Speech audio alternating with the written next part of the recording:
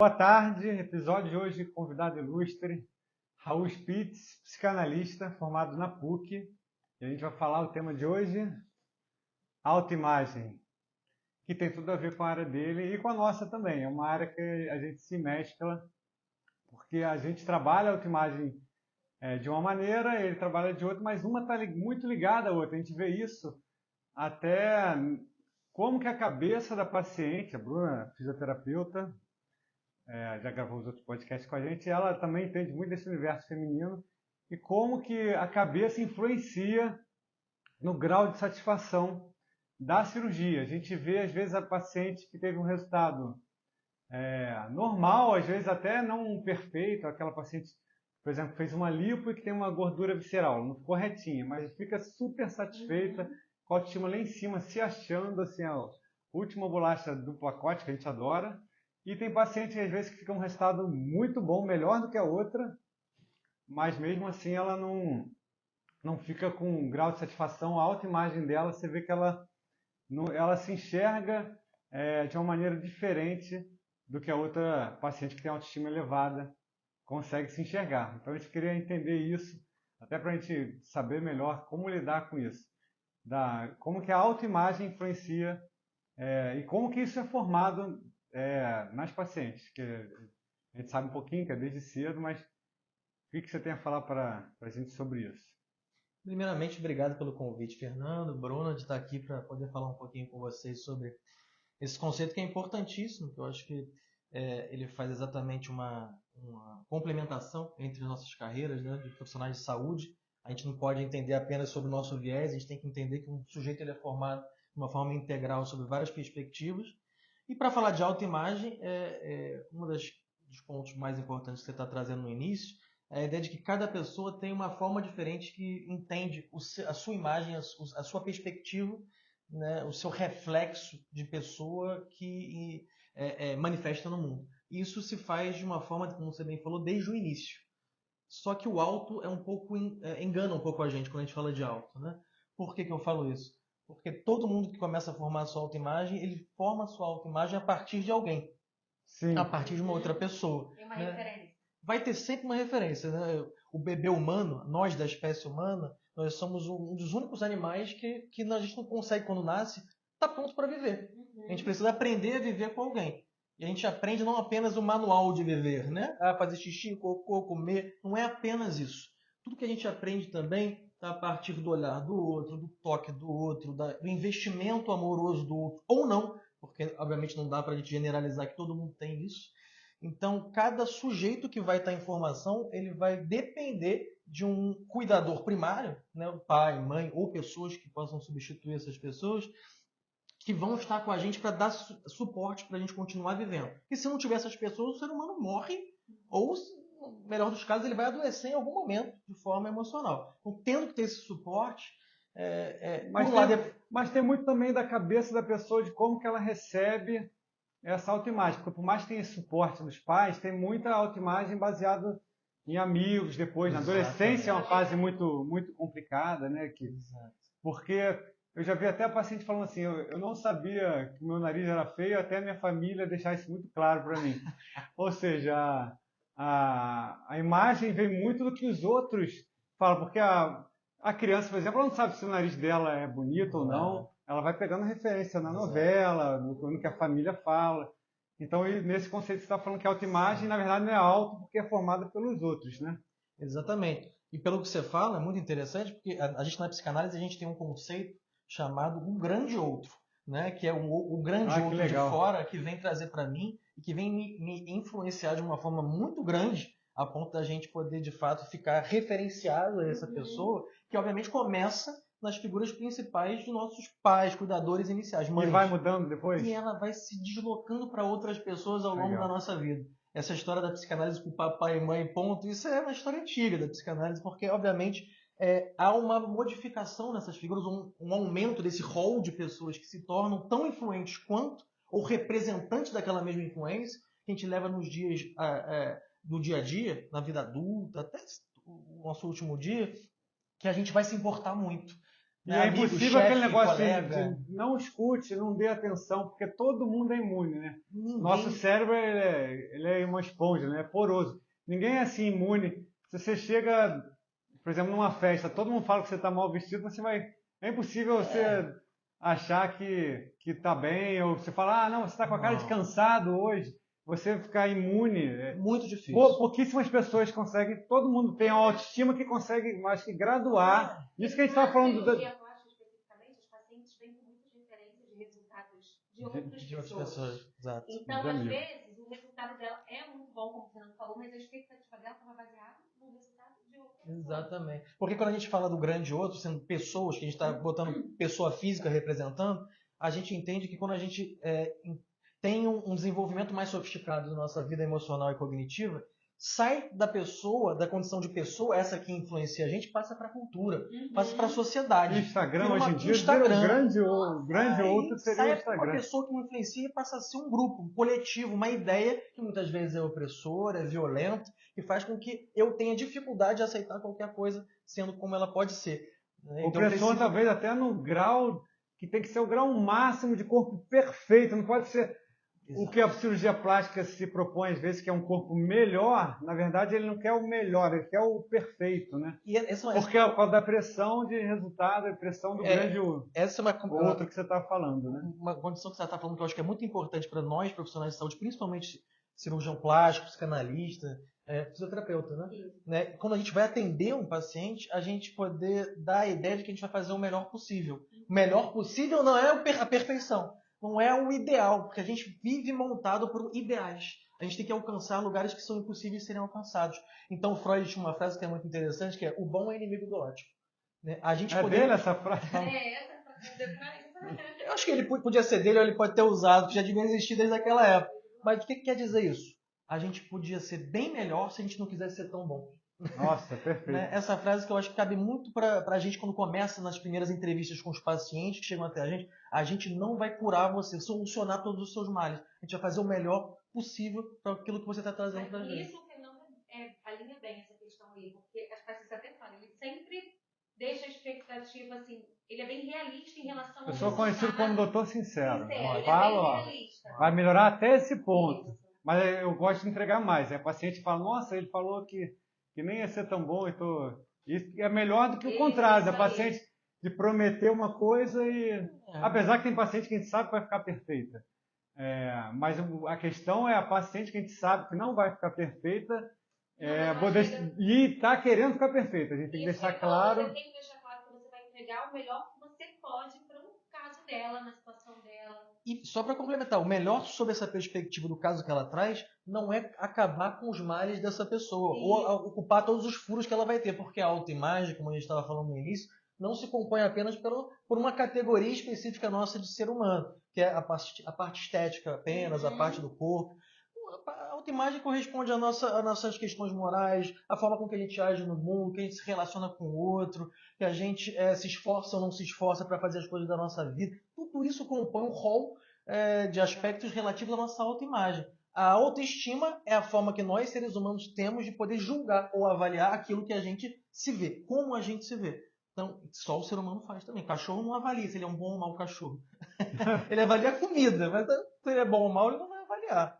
Então, tudo isso é importante para a gente poder, sob a perspectiva do cirurgião plástico, sobre aquilo que ele se propõe a fazer, ou sobre o fisioterapeuta, ou sobre o psicólogo, o psicanalista, diante daquilo, o que ele pode propor com o seu trabalho para aquilo poder ser melhor possível, mas que aquilo não venha curar, que é o que mais a gente vê hoje, a gente procurando, lendo livros que venham a curar completamente, trazer as respostas que não existem, e os enigmas fazem parte da nossa condição humana, faz parte, inclusive, da nossa imagem, viver com certos borrões em determinados lugares. Por exemplo, até uma paciente que passou por uma gestação, ela alterou muito o corpo, a gente vai melhorar, mas ela não vai voltar aquele corpo, até porque ela já é outra mulher, ela não é mais aquela mulher de antes. Ela mudou a cabeça, mudou os conceitos. Agora, tem paciente que não aceita que a gestação vai deixar algum... Muito comum. Às vezes o Fernando melhora muito questões da idade, né? Atuando com cirurgia, com as questões que ele faz também de estética, de procedimento, mas ela tá ótima, mas ela não aceita a idade que ela tem mais. com o envelhecimento, a gente vê muito isso também. Ele nunca está satisfeito porque ela não aceita a idade. E hoje em dia as pessoas vivendo cada vez mais e com mais qualidade de vida, ela se sente jovem, né? Mas a pele, a gente consegue muito resultado de peeling, laser, mas existe um limite, né? Exatamente. E às vezes é esse limite que a paciente, ela tá vendo ali no espelho, mas ela não aceita aquela imagem, né? Vai além do estético, né? São todas as outras coisas envolvidas. Como é que a gente pode fazer com que os nossos pacientes consigam afinar o mundo interno, aqueles desejos internos que ele tem, mas que não necessariamente eles se compreendem na realidade? Como é que a gente pode aproximar? Um profissional de saúde, como a gente está aqui falando sobre isso, traz essa importância, né, de não fazer apenas alguma coisa ou prometer alguma coisa do rol da realidade, sem se preocupar com o que aquela pessoa traz de valores, de entendimento, expectativas e desejos. Que é um outro ponto que eu acho que toca muito o nosso trabalho, tanto do cirurgião plástico quanto do psicanalista, porque a gente lida com pessoas que desejam, todo momento, a gente espera que as pessoas desejem, porque isso é vida, desejo é vida, é estímulo, é impulso. E a gente sabe que a gente deseja, o que ronda muitas vezes o nosso desejo é ser amado, é ser admirado, é ser aplaudido. Ninguém quer sair na rua para ser achincalhado, para ser criticado negativamente, a gente quer ser admirado. Então, a gente sabe que isso também tem a ver um pouco com aquela coisa que eu falei no início, que corresponde aos primeiros cuidadores. A gente não nasce sozinho, a gente precisa dos outros. O outro, ao mesmo tempo, que é um salvador nosso, porque sem o outro a gente não viveria, a gente também acaba, de alguma forma, se endividando emocionalmente com esse outro, com esses outros posteriores, o que torna a gente necessariamente precisando criar entendimentos para se aproximar, para agradar. O agradador. Às vezes a plástica, a gente vê, tem paciente que está querendo fazer até para agradar mais do que elas vê. Tem paciente que quer agradar o cônjuge e aquele sentimento de amigas e quer também quer sentir pertencente, né? Até você vê que como esse grau de amizade, como que influencia até na escolha de prótese. E você vê até entre países, não sou influenciada pela amiga. Como não, se nos Estados Unidos os volumes de prótese são muito maiores que aqui? Você não é influenciada num grau total, mas em algum grau de influência, você sempre tem grau de influência das amizades. Você vê até pelas épocas, isso eu até botei no meu livro. Tinha uma época que o padrão de beleza era a obesidade. E está no museu, então de todo mundo aceitava aquilo e falava que tinha que ser daquele jeito. Então o meio influenciava o conceito de beleza. E hoje o meio é outro conceito de beleza, até fica variando de magreza, grau de magreza, mas o meio sempre influencia qual é o conceito de beleza e a paciente sempre tenta encaixar aquela autoimagem para se sentir amada dentro daquele padrão vigente naquela sociedade. E esse é um olhar importantíssimo que a gente precisa ter antes de iniciar um tratamento, ou durante o tratamento, né, da ideia de que qual é o peso que o outro atribui naquela escolha, está atribuído naquela escolha daquele sujeito, até onde tem também desejo próprio. Porque esse é um grande dilema. Todo desejo vai estar impregnado do outro. Sempre. Qualquer desejo. Eu não vou desejar nada genuíno do Raul. Vai estar sempre, de alguma forma, ter alguma coisa que estimulou aquilo. Mas até que ponto aquilo, de fato, corresponde a um sofrimento meu, alguma coisa que me cabe, uma satisfação minha, né? Eu costumo dizer, eu gosto de dizer que, muitas vezes, o desejo do outro, ele vem me dando como se fosse uma roupa. Usa essa roupa. Sem saber qual é o meu tamanho. Né? Só que eu boto aquela roupa, se eu não pensar, eu boto e ela está apertada. E eu fico usando roupa muito apertada e que me incomoda. Eu não quero usar essa roupa. Ou a roupa está muito grande. A roupa está excessivamente saindo quando eu ando suja, a bainha. Então, a gente tem que entender que na hora da gente poder atender esse tipo de pessoa, qual é a forma que ela lida com as roupas que são dadas a ela? Será que ela tem cuidado de poder dobrar, fazer uma bainha, preparar uma roupa para que ela possa viver uma vida mais satisfatória com relação àquilo que ela tem? Então, nesse sentido de se adequar à roupa, que você está falando, que é o que o cônjuge quer, por exemplo. Chega na consulta, a paciente quer uma prótese e o marido quer outra. Como é que se soluciona isso? Porque o marido quer uma roupa, a paciente quer outra. Isso é um dilema, porque se a gente puder pensar de primeira, tem que ser o que ela falou. Sim. Isso de primeira. Mas pode ser um problema, porque ela vai levar aquilo para casa, isso pode virar uma briga, uma questão dessa pessoa com o marido dela. Então a gente tem que entender, o que a gente tenta fazer geralmente é o meio termo. é negociar. Eu acho que negociar. o meio termo é essa palavra, que é negociação, que faz parte da vida adulta. A gente, para virar adulto, a gente tem que negociar o tempo todo. Inclusive nessas situações que a gente percebe enquanto profissional de saúde. Que é o adolescente que chega no meu consultório querendo, porque a mãe quer que ele seja atendido, ele não está afim. Como é que eu faço? Eu atendo ele obrigatoriamente ou eu tento entender com esse sujeito, será que não pode ser interessante, o que pode ser bom, qual é a dificuldade da relação que ele tem com a mãe? E a partir disso pode se estabelecer um início. Mas não dá pra gente ser peremptório, né? Direto numa decisão. Tem que fazer o que ela tá falando, ou tem que fazer o que ele tá falando. É negociar. É tentar nem que a gente faça uma próxima consulta, pensa em casa. É difícil pensar nisso. Eu tento sugerir um tamanho entre que os dois falar. Para deixar todo mundo satisfeito. E a parte da adolescência também, a autoimagem tem muito mais peso da influência, porque depois que você vai ficando mais velho, você vai adquirindo mais confiança e você tem menos peso do que os amigos se importam, né? Não que o peso seja zerado, mas na adolescência, como é que é esse grau de autoimagem em relação aos outros? Porque para a cirurgia a gente vê que eles chegam mais... O adolescente chega querendo cirurgia plástica mais com desespero, porque tem que fazer, porque a necessidade de aceitação acho que é maior, né? Tem toda a razão. A adolescência é um período muito delicado da nossa existência. Todo mundo aqui foi adolescente. Todo mundo viveu uma situação difícil. Por quê? Porque a gente vive lutos. Né? A gente faz uma série de despedidas do nosso corpo humano. A gente percebe que agora a gente vai ser responsável por cuidar de gente tem que estudar sozinho, a gente tem prova mais difícil. A gente, a partir de agora, começa a perder aquele ideal dos pais de serem grandiosos, geniais e heróis, entendendo que eles são furados. Então há um desespero, certo, do adolescente de precisar recolocar sua atenção para outro lugar que não em casa. É amigo, a escola é grupo social, mídia social. E tem que arrumar uma tribo ali que ele se encaixa. Vai arranjar uma tribo que de alguma forma vai caber a ele ou não, né? E a gente tem que ter esse olhar com cuidado para entender até que ponto ele está fazendo aquilo apenas pela tribo, que pode ser uma situação de risco exagerada, que vai mudar muito alguma coisa, ou a gente possa, junto com ele, dar contorno, que eu acho que essa também é a função do profissional de saúde, seja ele qual for, inclusive cirurgião, de poder estimular a escuta, de poder entender que ele pode ter mais tempo inicial quando a situação é delicada para ser construída ali uma cirurgia em adolescente. Eu gosto até de fazer cirurgias mais discretas, sem grandes mudanças.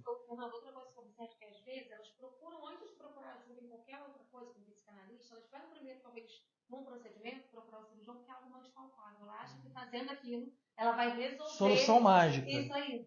Que vai ser uma solução que ela vai resolver, mas é que no fundo tem porque talvez o esforço dela conseguir mudar a mentalidade seja mais demorado e principalmente de terceirizar a mudança da autoimagem para o cirurgião plástico, em vez de deixar a cargo dela junto com o psicanalista. Mas é mais fácil mesmo, dá muito menos trabalho, se a gente puder pensar.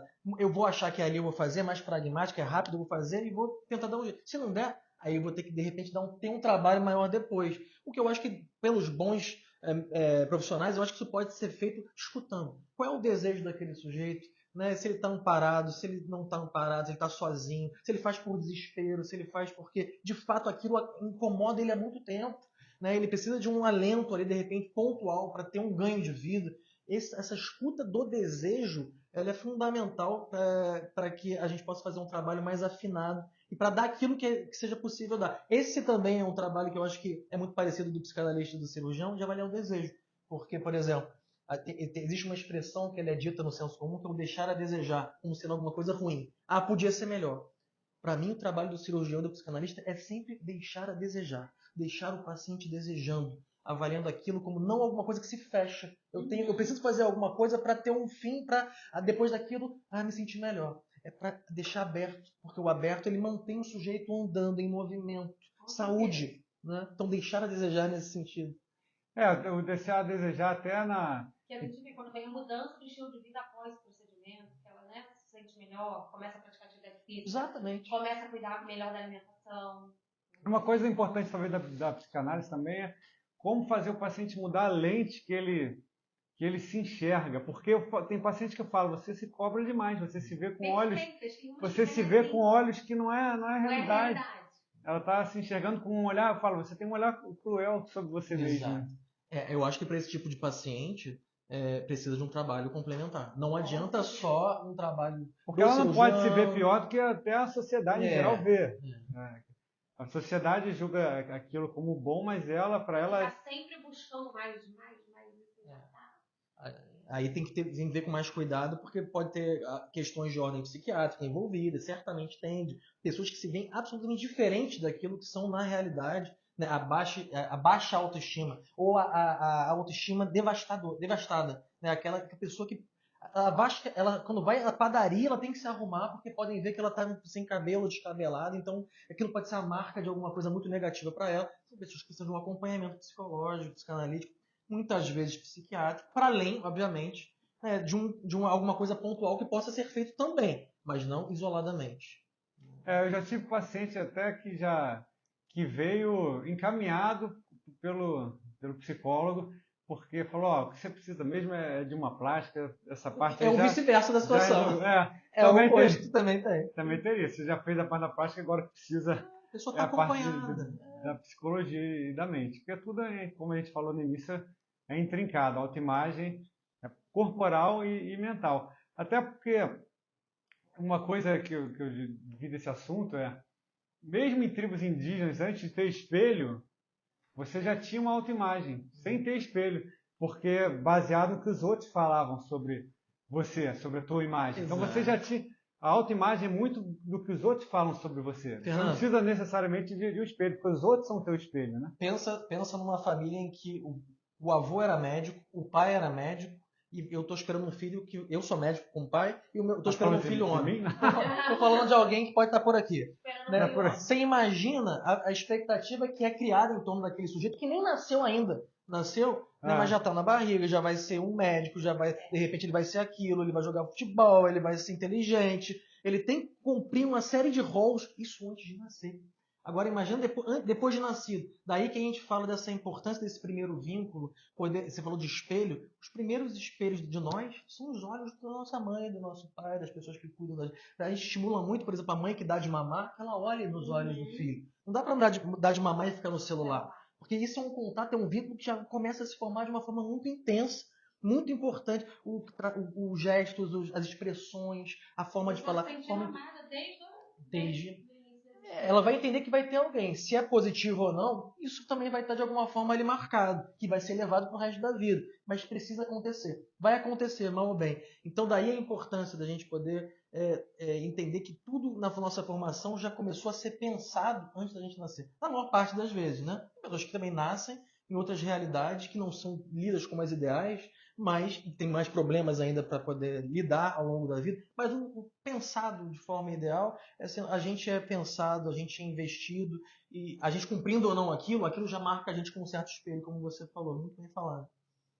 Outra coisa que eu observo em relação ao desejo, quando a paciente chega com isso muito bem estabelecido, todo o processo evolui muito melhor.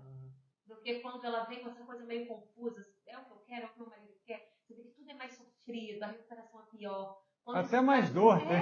Muito, a gente percebe muito isso. Quando ela vem bem mais esclarecida, o pós-operatório evolui, tudo dá certo, tudo evolui bem. Não é, Fernando? Eu percebo muito isso também. O grau até de ansiedade. Ansiedade, nossa. Ansiedade acho que é o mal do... Pois é. E eu quero o que o meu marido quer, é algo um pouco complexo de ser pensado. Quando a gente escuta isso, eu acho que tem que levantar umas antenas aí para entender que esse caso precisa de um cuidado maior. Né? Para quem que ela está fazendo aquilo? Não, isso é até uma parte que eu escrevi no meu livro. Tem casamento que realmente melhora com a cirurgia plástica e tudo. Aquilo lá serviu para melhorar a autoimagem, ter mais confiança. Agora, tem casamento que não é aquilo que vai resolver. E aí bota expectativa como se o problema fosse só a imagem, e se resolver essa imagem vai melhorar o casamento. E às vezes a frustração vem disso, porque melhorou a imagem, mas não melhorou o casamento. E tem casos que a gente fica feliz que realmente melhorou. A imagem é uma das gavetas. A imagem física da gente é uma das gavetas que compõe a nossa autoimagem. Né? É uma das várias gavetas desse armário, grande armário chamado autoimagem. Tem várias outras que compõem nossas atitudes. Talvez tenham 3 gavetas. Uma que só precisa fazer a parte da autoimagem estética, a outra que só precisa fazer a parte da psicanálise e a outra que é um mesclado, que é a autoimagem precisa ser trabalhada nas duas áreas. E aí sim que precisaria ter essa complementação de procurar os dois profissionais. Né? Pela nossa prática do dia a dia, a gente vê. E esses pacientes estão na gaveta do meio, né? Que precisam das duas áreas. falando do meu trabalho... Agora é difícil para o cirurgião plástico ter abertura para falar isso. Né? Mas daí a importância de você ter uma rede de apoio no teu trabalho, que possa também olhar para pontos cegos teu na tua formação, como eu tenho pontos cegos meu, a Bruna tem essa parte, até a Bruna que fica mais horas com a paciente, que consegue ver mais, né? Quando elas porque ela faz abrem mais. 5 horas de sessão. Eu fico cada sessão mais ou menos 1 hora. 5 sessões. E aí elas ficam, quando elas começam a soltar algumas coisas. Mas realmente, eu acho que é essencial. Quando você fala de psicanálise, o meu trabalho, que eu acho que é muito da gente poder refletir e elaborar aquilo que nos foi dado. Né? Aquilo que fizeram pela gente, o que a gente entende daquilo que fizeram pela gente de forma elaborativa, reflexiva, para a gente poder entender que agora quem faz é a gente. Né? E como é que a gente pode apostar ou depositar as nossas ações tendo refletido nos melhores potes possíveis. Sendo que a gente vai errar, a gente não vai conviver com nossos furos, nossos erros, nossa imagem vai estar sempre meio borrada. Sabe? Mas procurar sempre o melhorar e não a perfeição. Né? Ou não apenas reproduzir aquilo que nos é dito. Aquilo que seu mestre mandou. Preciso fazer aquilo que aquela brincadeira de criança. A gente reproduz. A gente não está refletindo. A gente simplesmente engoliu o grão de milho sem mastigar. O que acontece quando a gente engole um grão de milho sem mastigar? Ele sai exatamente como ele entrou. Ou seja, não adiantou de nada. Né? Então a gente precisa mastigar, elaborar e mastigar, entender, processar, para que a gente possa ser detentor das nossas ações, dos nossos atos. Isso eu até quis trazer você hoje, porque meu conceito de cirurgia plástica mudou muito desde o início para hoje. Antes eu via mais uma parte de operar e melhorar a estética pontual. E hoje eu vejo de maneira muito mais ampla, eu enxergo a cirurgia plástica como essa mudança de autoimagem e autoestima. A gente vê muito, até você passa até a valorizar mais e dar mais importância para a cirurgia plástica, que foi, às vezes, é sempre relegada como uma especialidade mais fútil, mas ela mudando a autoimagem, mudando a autoestima, é um grande ganho que a especialidade cirúrgica, que as outras especialidades cirúrgicas não vão dar. Eu tenho certeza que quando você ampliou esse teu olhar sobre a cirurgia plástica, a tua escuta, ela ampliou também para a gente escutar aquele paciente de uma forma mais integral. Isso. Fundamental. Isso. Nos bons profissionais. As pacientes que dão abertura tentam na medida da minha alimentação, fazer a parte psicológica também, de tentar a paciente se enxergar de uma maneira que ela realmente é, e não com o olhar que os outros impuseram sobre a cabeça dela, num grau de cobrança que ninguém é obrigado, ninguém vai conseguir nunca atingir o grau de cobrança que os outros exigem sobre nós. Ninguém vai ser capaz. A gente tem que aceitar isso, né? Que a gente consegue a nossa melhor versão, que até no livro fala da gente alcançar a nossa melhor versão, mas nossa melhor versão não é a perfeição, é a nossa versão que é o melhor que a gente conseguiu dentro da nossa limitação, que a gente conseguiu alcançar. Perfeito. Então é isso. Episódio de hoje. Coisa para acrescentar aí. Finalizar? Acho que agradecendo o convite, foi muito legal estar aqui trocando uma ideia. Muito bom, aprendi muito hoje. Eu acho que complementa, é sempre bom ter o que você está fazendo é muito bom de poder estar chamando para perto de você pessoas com outros olhares que fazem parte do teu dia a dia, né? Fisioterapeuta, psicanalista e outros que vão vir também, para você cada vez mais ter um trabalho mais seguro do que você está fazendo. Para eu aprender também de ser a minha melhor versão de cirurgião plástico, trabalhando também a parte de psicológica. Também pacientes que têm outras necessidades encaminhar para aliar, né, também ao seu tratamento. Eu acho que elas vão gostar de assistir o episódio hoje. Muitas vão falar isso. Era isso que estava faltando para a cirurgia plástica perfeita. Eu acho que vai ser bem engrandecedor aí para os pacientes, para as futuras pacientes, para os pacientes que dá. Eu gosto, até eu lancei o livro para os pacientes começarem a trabalhar a mente antes de operar, que é o ideal, para fazer um pós mais tranquilo. Isso é ideal. Show. Obrigado, obrigado a você. Obrigada, Raul. Muito obrigada mesmo. Obrigado a você. Valeu. Até a próxima. Até.